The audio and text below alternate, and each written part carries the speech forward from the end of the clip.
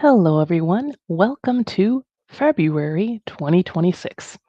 It is time for a tech tip roundup. In this video, I am going to review the tech tips created for January 2026.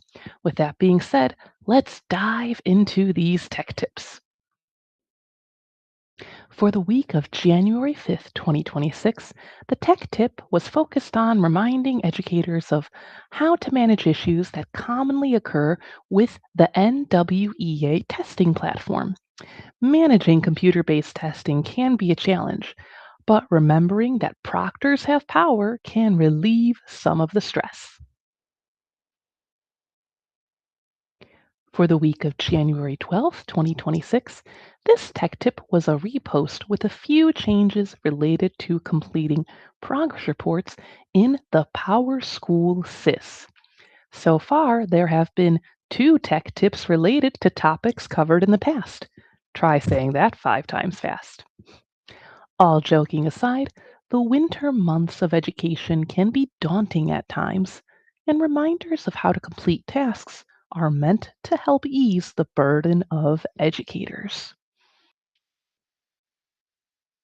For the week of January 19th, 2026, this tech tip focused on how technology can be used to celebrate the life and legacy of Dr. Martin Luther King Jr. in honor of the national holiday. These resources can be used throughout a school year in order to help students gain an understanding of the impact of Dr. King's work. Finally, for the week of January 26, 2026, this tech tip focused on Google Meet's quality of life updates. During the final months of 2025, Google released updates that allowed for sharing of audio when screen sharing, presenting from other cameras, and the setup of waiting rooms. These improvements can make virtual meetings and lessons a more engaging experience for attendees. While this tech tip was released after the major storm of January 23rd, 2026, that affected multiple school districts in the United States, these ideas are still useful for future endeavors. That's all for January 2026's recap, and more will be shared next month.